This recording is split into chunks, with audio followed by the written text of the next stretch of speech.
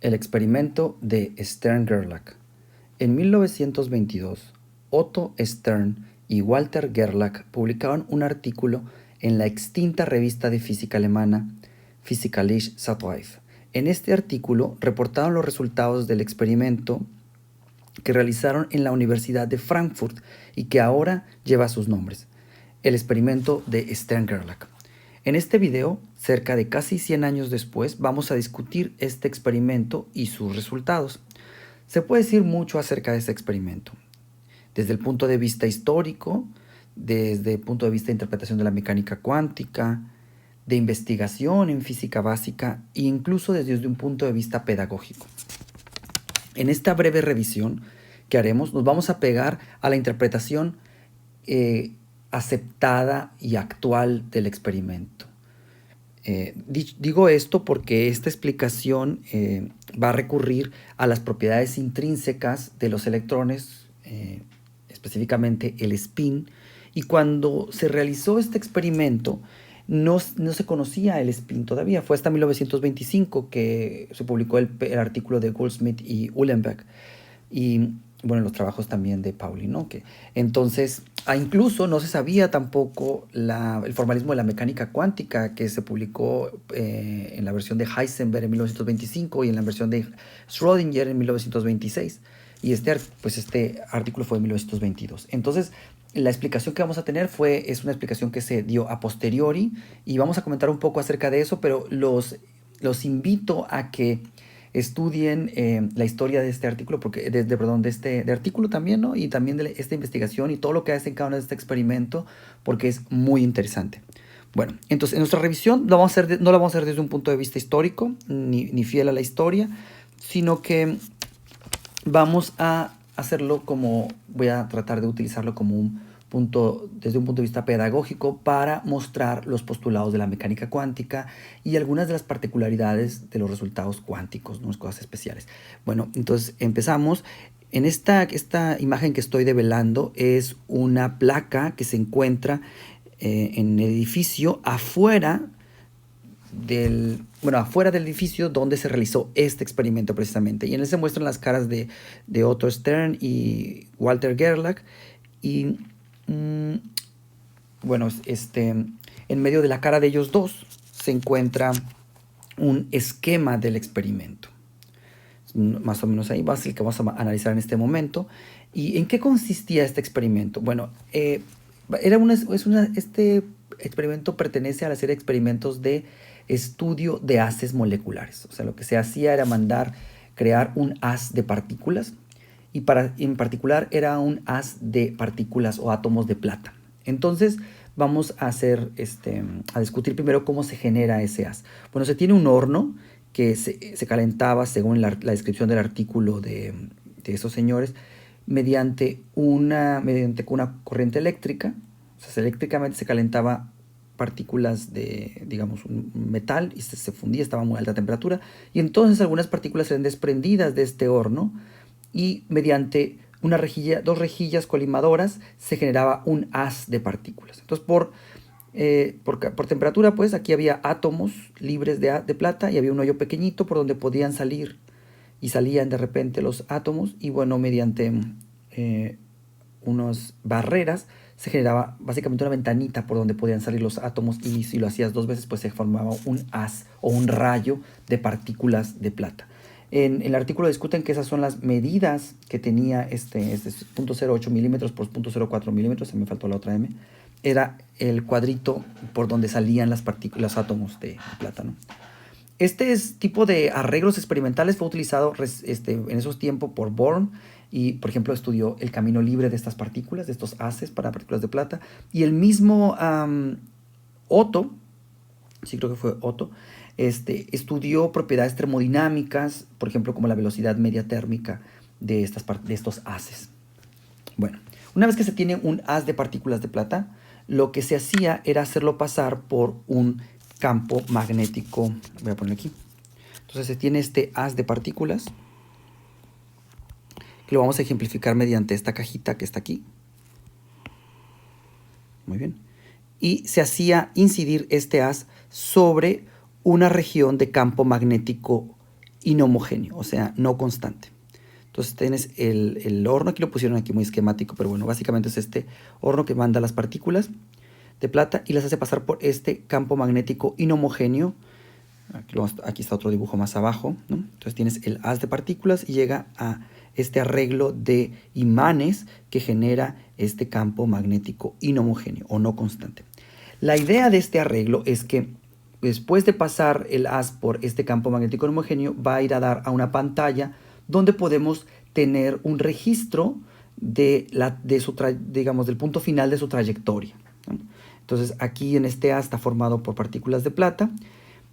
¿Y por qué pensaban que un átomo que en principio es neutro va a interaccionar con un campo magnético? La idea es que el átomo está formado por cargas eléctricas, que son los electrones que le están dando vueltas al átomo, y por tanto, entonces se podrían pensar como si fuera una corriente eléctrica, ¿no? O sea, como una espira de corriente, porque el electrón está dando vueltas al núcleo atómico, formando, y si sabemos nosotros que si hay una espira de corriente, pues se genera un momento magnético. Entonces se pensaba que ese momento magnético podía interaccionar con el campo inhomogéneo de la siguiente manera. Imagínense que tienes el haz, tienes el campo inhomogéneo. Entonces, si tú mandas un imán digamos, en esta dirección, la orientación del imán va a resultar en una fuerza neta hacia arriba o hacia abajo en la dirección de cambio del campo magnético, ¿no? Porque, por ejemplo, el potencial de interacción entre un momento magnético y un campo magnético pues va como μ.b, es un potencial que tiende a alinear tanto μ como b. Es mínimo cuando esos son paralelos, ¿se fijan? Entonces, si uno saca la fuerza, que es la derivada del potencial, pues le va a salir una fuerza proporcional al cambio a la razón de cambio del campo magnético. Entonces, por eso se esperaba una fuerza en Z. También habría otra fuerza en otras direcciones, pero por el momento vamos a ignorar esa discusión. De hecho, es una discusión muy interesante que se escapa a los alcances de este curso. Pero bueno, entonces, cuando mandamos a las partículas, se pueden tomar un camino para arriba o para abajo, depende de cómo está orientado su spin. Si está más orientado para arriba, uno esperaría que, más bien su campo magnético, digamos, hasta el momento, ¿no? Su campo magnético sería unos para arriba, otros serían para abajo, como se muestra en esta figura. Entonces, básicamente lo que es este instrumento es una forma de medir el momento magnético de un haz de partículas. Entonces, vamos a ver qué es lo que obtuvieron cuando hicieron este arreglo experimental. Esto lo vamos a ver en la siguiente hoja. Entonces, tenemos el arreglo experimental que decíamos, un haz de partículas de partículas de plata, que incide sobre una región de campo magnético inhomogéneo, y entonces después se hace incidir sobre una pantalla que al final era una placa fotográfica, ¿no? Que después velabas y veías una imagen de a dónde habían llegado los átomos.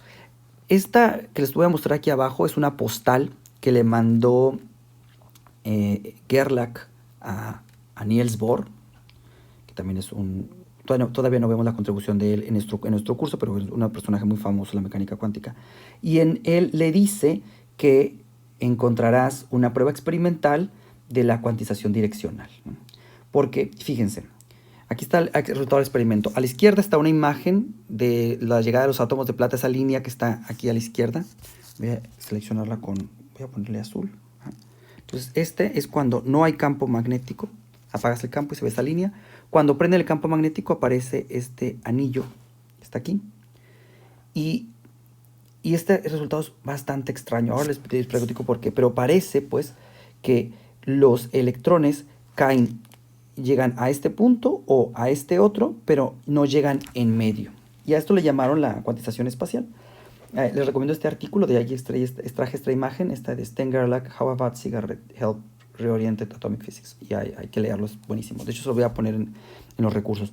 Bueno, entonces, esto fue lo que obtuvieron en el experimento. Vamos a tratar de interpretar este resultado y por qué es tan sorprendente. Bueno, lo tengo aquí preparado en otras láminas, la lámina número 4. Entonces, decíamos que en el experimento de Sten Gerlach, sin campo magnético se obtiene una línea, con campo magnético se obtienen dos líneas de llegada en esta pantalla, de esta forma. Y entonces, sin campo se obtiene una línea, y con campo encendido uno esperaría. ¿Qué es lo que debería esperar? Es básicamente la pregunta. Pues uno esperaría un continuo. ¿Por qué? Porque fíjense, supongamos que los átomos de plata traen un momento magnético, ya sea por electrón, por lo que sea, tiene un campo magnético, un momento magnético que puede interaccionar con el campo magnético inhomogéneo que está ahí. Es básicamente como si mandaras imanes, ¿no? Pero estos átomos de plata vienen de un horno y por venir de un horno pues tienen, digamos, termodinámicamente es igualmente estable que este imancito asociado a los átomos esté orientado en cualesquiera dirección, en todas las posibles. Digamos, podemos dibujar una esfera y en todas las esferas habría átomos en esa dirección. Entonces, si uno tiene digamos, el momento magnético orientado en diferentes direcciones, pues depende qué tan arriba esté apuntando o qué tan abajo, irá más arriba o más abajo la trayectoria, y uno esperaría que se formara pues una distribución, sí, más centrada, más al centro, digamos, pero que decayera. Entonces deberíamos de tener como pues una dispersión con respecto al centro, que tiene que ver si el momento magnético estaba alineado hacia arriba, hacia abajo, pero en un continuo. Sin embargo, lo que nosotros obtenemos es dos regiones, es decir, o estaba arriba, estaba apuntando hacia arriba o estaba apuntando hacia abajo. Es como si los momentos magnéticos o estuvieran arriba o estuvieran abajo, no medio arriba y medio abajo. Y eso es lo desconcertante. ¿Por qué los átomos que vienen, el momento magnético que viene de un horno a una temperatura alta, ¿verdad?, va a elegir estar solamente en una dirección de campo o en otra? A esto le llamaron la cuantización espacial, y es lo que les escribía en la postal Gerlach, ¿no? Bueno, vamos a analizar un poco más este resultado. Yo entiendo, si quieren pueden parar el video y pensar un poco acerca de por qué es desconcertante este resultado, ¿no? Bueno, vamos a ver qué es lo que estamos midiendo aquí. Ok, este momento magnético, originalmente estos investigadores querían asociarlo al momento angular que tiene el electrón al dar vueltas con respecto al núcleo. Sin embargo, cuando hacemos el análisis ya en este momento con esas herramientas de los electrones que habitan en un átomo de plata, nos damos cuenta que el último, digamos, el electrón más exterior del átomo de plata, que es el que tendría pues, un momento angular mayor, y pues, digamos, del que estaríamos viviendo el momento, digamos, magnético, está en una distribución esférica, es decir, tiene momento angular cero. Y por tanto, lo que estamos midiendo no puede ser asociado al movimiento orbital del electrón en torno al átomo, sino ya sabemos en este momento, a una propiedad intrínseca de los electrones. Resulta que los electrones, además de tener carga, también tienen asociado un momento magnético, que se le conoce como el spin del electrón, spin electrónico. Y es un pequeño imancito, o como un pequeño, digamos, un momento magnético que se le asocia a un electrón. Así como tiene carga, así como tiene masa, así tiene un imán, ¿no?, asociado a él. Y este imán, que se podría generar, por ejemplo, si pensáramos que el electrón fuese una esfera cargada y diera vueltas, también se podría pensar como que eso es el electrón. Sin embargo, el electrón por un lado es puntual, hasta el momento no hemos encontrado el radio del electrón, y por otro lado tendría que girar a velocidades enormes para poder generar ese momento magnético, y se prohíbe por relatividad. Entonces lo estamos pensando en este momento.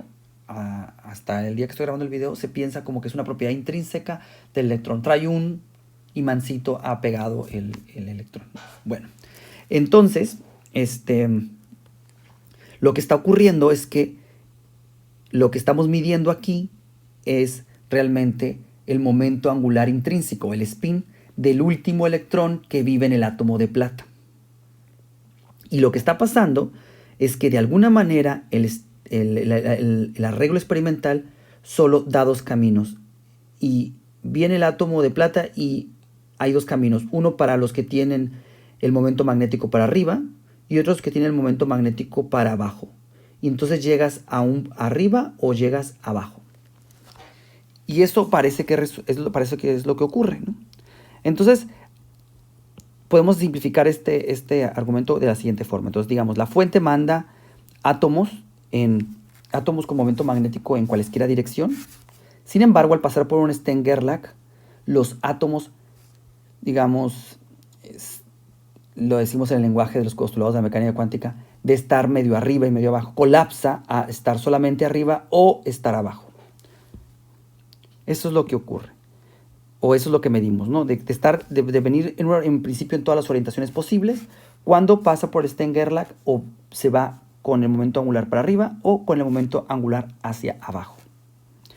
Y esto es un ejemplo de lo que platicábamos en el video anterior acerca de los postulados de la mecánica cuántica, donde parece que el Stern-Gerlach lo que mide es el momento angular en la dirección z, por ejemplo. Entonces ponemos SGZ, la voy a poner así.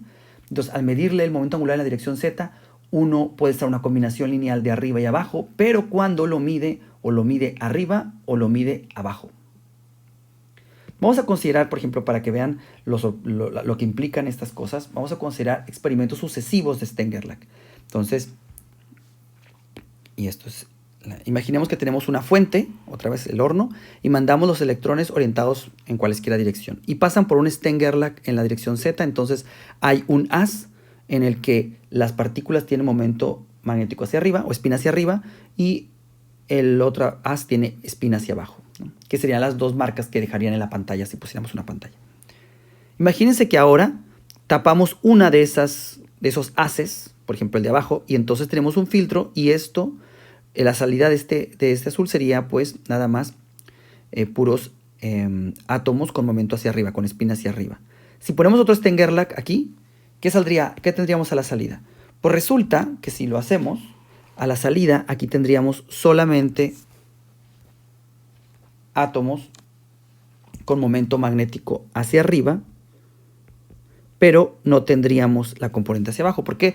Porque este sistema está funcionando como un filtro de spin, decimos, que solamente deja pasar los spin hacia arriba y los de abajo los detiene en esta pantalla de acá, en esta barrera. Y entonces al volver a medirles el Z, pues se conserva esta cantidad y la medimos nada más hacia arriba, ¿no? Entonces sí, en efecto sí está sirviendo como un polarizador esta de spin, ¿no? Donde mandas spin en ambas direcciones porque está orientado aleatoriamente, pero cuando llega el Stern-Gerlach los divide, hace un divisor de haces en spin y te quedas nomás con las componentes. Sin embargo, bien, así como habíamos instalado el Stern-Gerlach para que midiera la componente del campo en la dirección Z, podemos rotarlo, ¿verdad? Por ejemplo, rotarlo con respecto al eje del haz. Y entonces, ahora la cuantización espacial ya no sería arriba-abajo, sino tendríamos una cuantización, digamos, izquierda-derecha, porque lo rotamos esto. Y a eso le vamos a llamar un Stern-Gerlach en la dirección X, ¿no? Que es el estar ahora parte el haz en una componente a la izquierda y una componente a la derecha en vez de arriba y abajo. Bueno, entonces, si tú mandas la fuente y tendrías átomos orientados, spines orientados en todas direcciones, cuando pasa por Stern-Gerlach Z, pues entonces dividimos el haz y bloqueamos una de las salidas, por ejemplo el de abajo, el spin hacia abajo, y ponemos un Stern-Gerlach en la dirección X. Entonces, digamos, aquí tenemos ambas componentes, nos tenemos nada más la componente arriba y la de abajo la bloqueamos y pasa por el Stern-Gerlach en X. Resulta que cuando hacemos esta medición, en Stern-Gerlach en X vamos a ver dos haces, o sea, este se va a partir en un haz a la izquierda y un haz a la derecha, que sería estar, porque vamos a ejemplificarlo así, a la derecha y a la izquierda. Se partiría otra vez en dos haces. Entonces, ¿qué tal si ahora después tapamos una de las salidas o dejamos ambas, como sea? Por ejemplo, podemos tapar una de ellas. Entonces ponemos la fuente que manda a los espines en todas direcciones. Ponemos el Stern-Gerlach en Z, que nada más deja como el momento angular hacia arriba, y la de abajo la bloquea. Y la que tiene momento hacia arriba le medimos el Stern-Gerlach en la dirección perpendicular, en la XY, para izquierda a derecha, y bloqueamos, por ejemplo, una de ellas, o no es necesario, pero la bloqueamos, y luego volvemos a medir la componente de Stern-Gerlach en Z. ¿Qué es lo que esperarían que saldría? Pongan pausa en el video y piénsenlo y respondan. Pues resulta que cuando hacen la medición y hacen este experimento, a pesar de que aquí te habías quedado nada más con los espines hacia arriba y los de abajo los habías bloqueado, a la salida de vuelves a tener hacia arriba y hacia abajo. Parece pues que la medición de la componente de momento en la dirección horizontal destruye la medición, destruye la medición de la componente de momento en la dirección arriba y abajo, porque otra vez tenemos ambas. ¿Cómo entendemos este resultado? Bueno, y para eso es como se utilizan los postulados que habíamos dicho, ¿no? Entonces, resulta que hay una propiedad, vamos a definir una propiedad física que es el spin, ¿no? Que es el momento angular, ¿no? Esa es la cantidad física, digamos, es el spin. Y vamos a tener el spin en z. Entonces, a esa cantidad vamos a hacer un operador, el sz, ¿no? Y es, digamos, momento angular en z. Momento en z. Y también podemos definir el momento angular en x, que sería, vamos a hacer otro operador, que sería el Stenger-Lag en x. Entonces así, con los postulados podemos asociarle a cada medición pues un operador. Y podemos escribir el estado del sistema en términos de las bases de ese operador. Por ejemplo, si tengo el spin electrónico cualesquiera o un átomo con un momento cualesquiera, puedo escribirlo como una combinación lineal de arriba y abajo. O bien, que serían los eigenestados de estar en el z, porque esos tienen z definido. Si se fijan, si yo a este estado le mido ese z, pues me va a dar más hacia arriba, pues, o le puedo poner lo que yo quiera. Y si lo mido este otro, me va a dar, pues con z me va a dar el menos. Sin embargo, en vez de utilizar la base de ese z, pude haber utilizado la base, por ejemplo, del sx. Y podría escribir el estado de este spin como una combinación lineal de estar a la derecha e estar a la izquierda. Y también sería válido, ¿no? Entonces, incluso, y puedo utilizar los postulados para calcular, por ejemplo, la probabilidad de medir del coeficiente que esté aquí va a estar relacionado con la probabilidad de encontrar al electrón en este estado, y el C2 va a estar relacionado a la probabilidad de encontrar al vector en este otro estado, y también los de abajo, ¿no? La matemática detrás de esto lo vamos a ver en un siguiente video. Solamente quería platicarles de este experimento y del resultado experimental muy, pues es intrínsecamente cuántico, ¿no? Y nos hace evidente, nos muestra pues cuál es la rareza de los sistemas cuánticos. Espero que más o menos les haya gustado o les haya quedado, por lo menos se hayan sorprendido con este resultado. Los invito a que busquen más e investiguen acerca de este experimento. Hay muchos videos en la red, algunos mucho mejores que este seguro, y van a disfrutar bastante este tema. Bueno, por el momento eso es todo.